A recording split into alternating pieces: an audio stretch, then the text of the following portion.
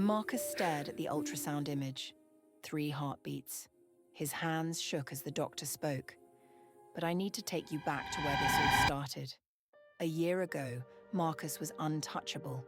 A man who had built walls so high that nobody, and I mean nobody, could get through. But then she walked into his life, and everything changed in ways he never saw coming. Stay with the story, hit subscribe and continue the journey.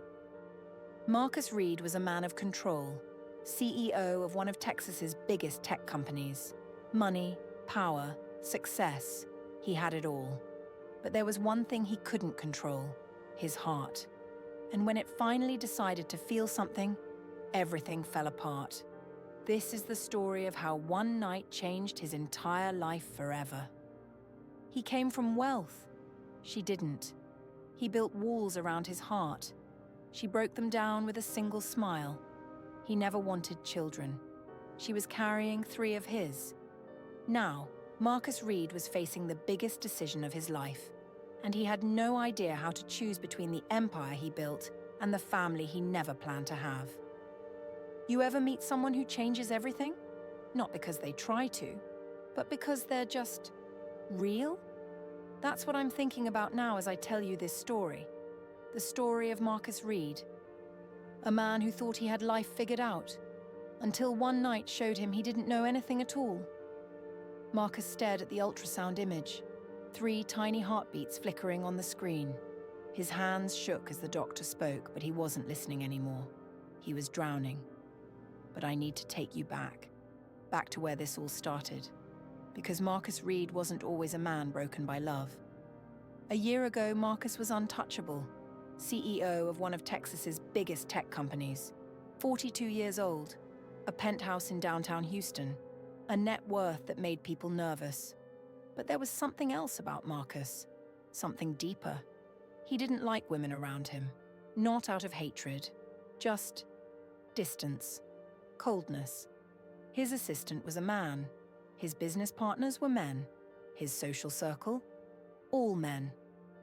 And whenever someone tried to close that distance, whether it was a colleague, a date, anyone, Marcus would find a reason to pull back.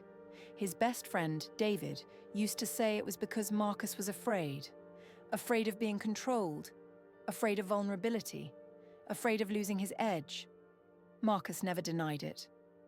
"You're going to die alone," David would joke. "Probably," Marcus would respond without hesitation. If only I had known how wrong we both were. It was a Friday night, a charity gala hosted by the Houston Business Alliance. Marcus didn't want to go. He never wanted to go to these things. But his company's PR team insisted. So there he was, in a tailored Armani suit, standing alone near the bar, watching rich people network. That's when he saw her. She wasn't rich. You could tell immediately. Not because of how she looked. She was beautiful, actually. Effortlessly beautiful.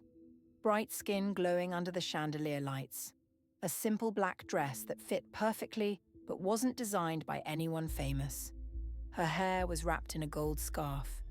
But it was her energy, the way she moved, like she didn't belong here, like she knew it, like she didn't care. Her name was Amara. She was a teacher, 1st grade. She had been invited by a friend who worked in tech. She spent most of the night in the corner, uncomfortable, trying not to spill her drink on herself. Marcus watched her for 20 minutes before he moved. He didn't approach women. That wasn't his style. But something made him walk over. "You look like you'd rather be anywhere else," he said. She turned, smiled. Just like that, his carefully built walls started to crack. "Is it that obvious?" she asked. "Only to someone who feels the same way." They talked for an hour. Marcus learned that Amara grew up in a small town outside Austin. Her parents were both educators. She had student loans. She shared an apartment with 2 roommates. She donated half her salary to a non-profit that gave school supplies to underfunded schools. She learned that Marcus built the company from nothing, that he worked 70 hours a week, that he hadn't been on a real vacation in 6 years, that his last relationship ended because the woman wanted marriage and he wanted solitude. "So you're basically a robot," Amara said, laughing. Basically, Marcus agreed. And he smiled. He actually smiled. By the end of the night, he asked for her number. She hesitated. For a moment, Marcus saw her calculate. She knew what he was. A wealthy CEO. Out of her league. Probably out of her reach. Don't think about it too much, he said. Just say yes or no. Yes, she whispered. They saw each other 3 times over the next month. Coffee, dinner, a walk through Herman Park on a Sunday morning. Each time, Marcus felt something shift inside him. Something he didn't want to feel. A warmth. An anticipation. The kind of thing that made him weak. The 4th time they went out, Amara was nervous. She kept fidgeting with her napkin. What? Marcus asked. This is weird for me, she said. You're you and I'm me. It doesn't make sense. What doesn't make sense? This. Us. How is this happening? What do you want from me, Marcus? Because if this is just until you get bored, I need to know now. I can't do that. Marcus heard his own heartbeat. He realized in that moment that he didn't have an answer, because he didn't know what he wanted. He just knew that when he wasn't around her, the world felt grey. I don't know, he said honestly. I've never done this before, but I'm not bored. I'm terrified, but I'm not bored. She reached across the table and held his hand. That night, Marcus kissed her for the first time. 3 months into dating, Amara invited Marcus to her apartment. Her roommates were out. She cooked for him, grilled chicken, rice, and vegetable. Food her mother taught her to make. They ate and talked and laughed. And then they ended up in her bedroom. It was the first time they were intimate. Marcus had been with women before, but never like this. Never with someone who made him feel like he was surrendering something important. Never with someone who looked at him like he was more than just his bank account. Afterward, they lay in the dark. Amara traced circles on his chest. I love you, she said quietly. Marcus didn't respond immediately. He couldn't. The words felt too big, too dangerous. But then he said it back. I love you too. 2 weeks later, Amara called him. Her voice was shaking. Marcus, I need you to come over. Right now.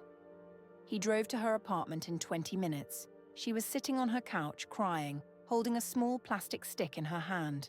3 pregnancy tests. All positive. Marcus felt the ground disappear beneath him. It wasn't supposed to happen, Amara said. I was on the pill. I missed one day, just one day, because I was sick. And I didn't think. How far? Marcus asked. 2 weeks. I just found out an hour ago. Marcus sat down. He couldn't move, couldn't think. A baby. She was having his baby. This wasn't in the plan. There was no plan.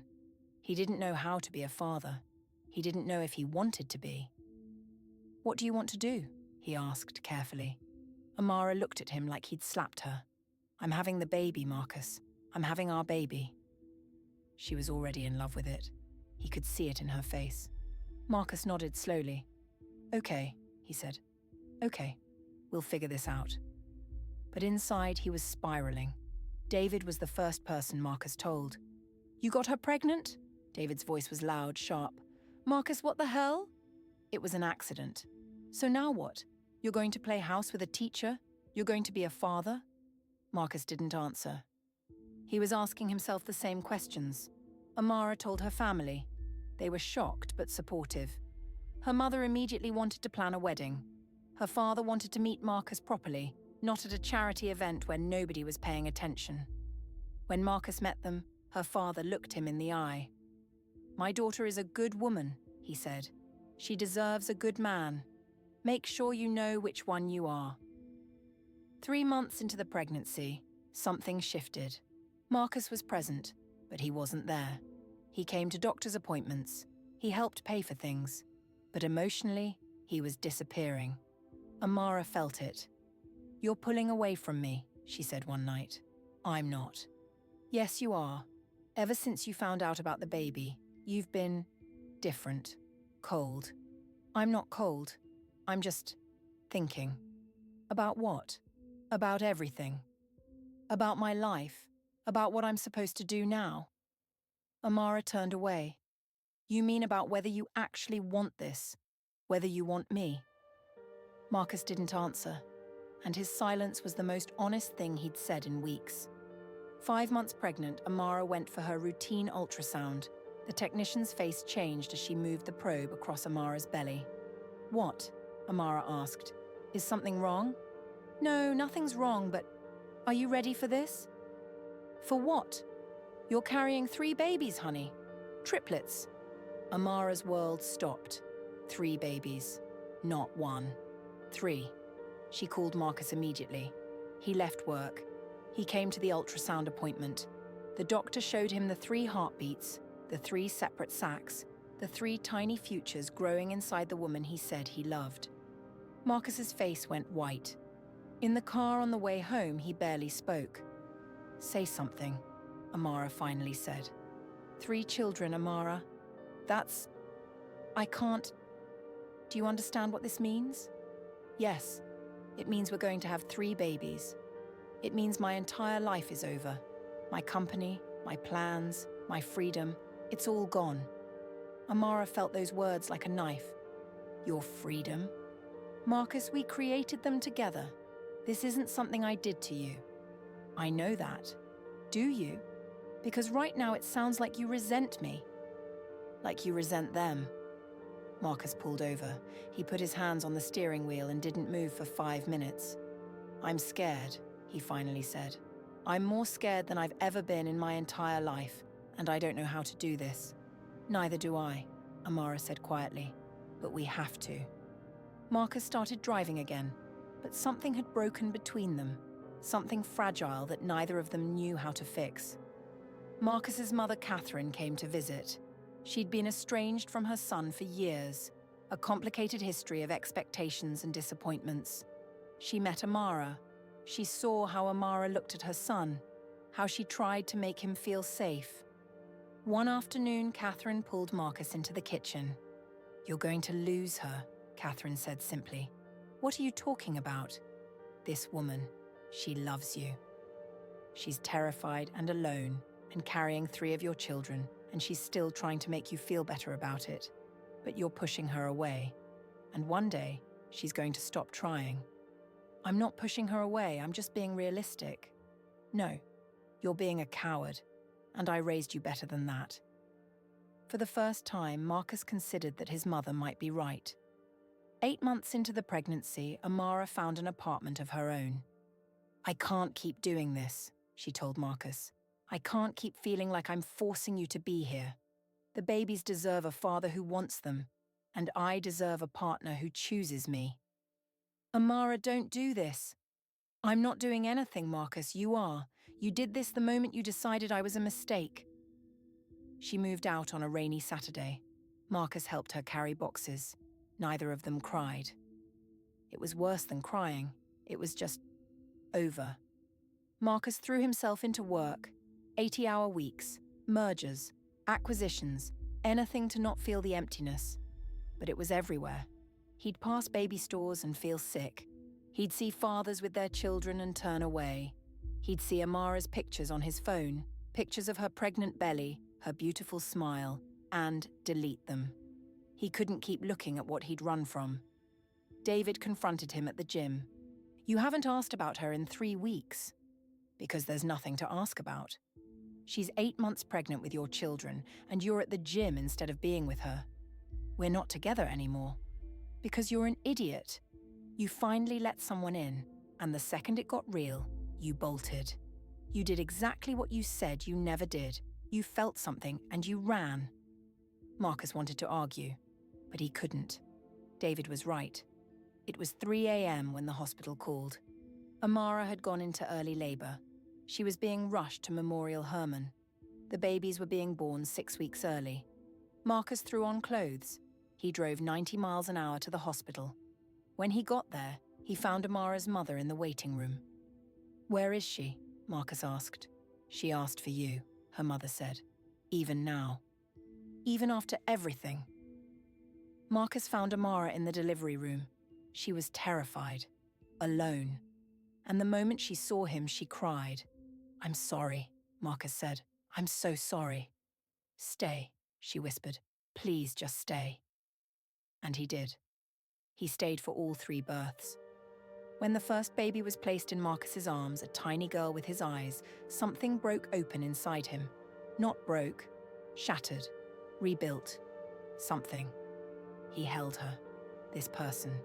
This human that didn't exist 3 hours ago. His daughter. And he understood finally what he'd been running from. Not responsibility, not burden, not the end of his freedom. Love.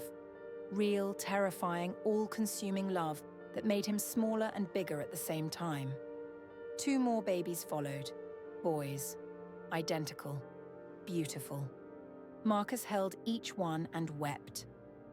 When the nurses finally took them to the NICU to monitor them, Marcus sat beside Amara's bed. She was exhausted, stitched, broken open, but she was glowing. I'm sorry it took me this long to understand, Marcus said. Understand what? That this is the best thing I've ever had. That you're the best thing I've ever had. Amara reached for his hand. Don't cry yet, she said. We still have hard things ahead. 3 babies in the NICU. Sleepless nights. I'm going to be angry with you again. You're going to mess this up. I know. But I love you. And now that you're here, really here, I think we might be okay. 3 weeks later, the babies came home. 3 cribs in Amara's small apartment. Diapers everywhere. The sound of babies crying at 2 a.m., 4 a.m., 6 a.m. No sleep. No quiet. No escape. Marcus didn't leave. He quit his CEO position. Not immediately. He gave 2 months' notice, trained his replacement, made sure the company would survive without him. But then he walked away. His net worth was still massive. His legacy was still built. But none of it mattered. He moved into Amara's apartment. He learned how to change diapers, how to prep bottles, how to hold a crying baby and sing off-key lullabies at 3 a.m. and not mind that he was breaking every rule he'd ever set for himself. One night, after the babies were finally asleep, Marcus and Amara sat on the small balcony overlooking the city. Do you regret it? Amara asked. Do you regret leaving it all behind? Marcus looked at the Houston skyline. All that power, all that empire, all those years of climbing. No, he said. I regret wasting time. I regret pushing you away. But I don't regret this. The babies were 6 months old, growing, strong, beautiful. Marcus had become something he never thought he'd be, a hands-on father. He did the midnight feedings. He changed more diapers than he could count. He sat with each baby individually and told them stories about their mother, about what she was teaching them before they were even born. Amara went back to teaching part-time. She had a nanny to help during the day. Life was chaotic, harder than she'd imagined, but fuller, real. One evening, Marcus did something he'd been planning for weeks. He took Amara to the same park where they'd taken their first walk. He had the babies at her mother's house. It was just the 2 of them, like it used to be. Under the oak trees, as the sun was setting, Marcus got down on one knee. I know I did this backward, he said. I know I ran. I know I was afraid. But I'm not afraid anymore. Not of this. Not of you. Not of the 3 beautiful humans we created together. He pulled out a diamond ring, nothing extravagant, nothing that screamed wealth. It was simple, elegant, like her. Marry me, Amara? Not because you're pregnant, not because you have to, but because I can't imagine building a life with anyone else, because you broke through my walls and made me human again, Amara cried. Yes, she said. Yes. They got married 3 months later. A small ceremony. Just family. Nothing like the charity events Marcus used to attend. This was real. As Marcus watched his 3 babies sleep in their nursery, his daughter in one crib, his twin boys in the other, he thought about the man he used to be. Cold, untouchable, alone. That man would have said this was a tragedy, that falling in love was weakness, that children were an obstacle to success. But that man had never held a baby. never felt a small hand grip his finger with an instinctual trust that broke his heart open. Never understood that there's a kind of success that has nothing to do with money or power. Amara came up behind him and wrapped her arms around his waist. "What are you thinking?" she asked. "That I was wrong," Marcus said. "About everything." "Not everything." "No," he smiled. "Not about you. Never about you." Marcus had started a new company, a smaller one, focused on education technology. He worked from home most days. He picked the kids up from preschool. He was there for first words, first steps, first scraped knees. He and Amara had 2 more children. A life that 6 years ago would have felt like death to him now felt like resurrection. David visited them one afternoon and found Marcus on the living room floor, covered in toy blocks, 3 children climbing on him while Amara laughed from the kitchen. "So," David said, "I was wrong. You didn't die alone." Marcus looked up, a child hanging from each arm, another one on his shoulders. "No," he said, "I didn't." And for the first time in his life, Marcus Reed was exactly where he needed to be. Don't miss our next story. Tap subscribe and keep the episodes going.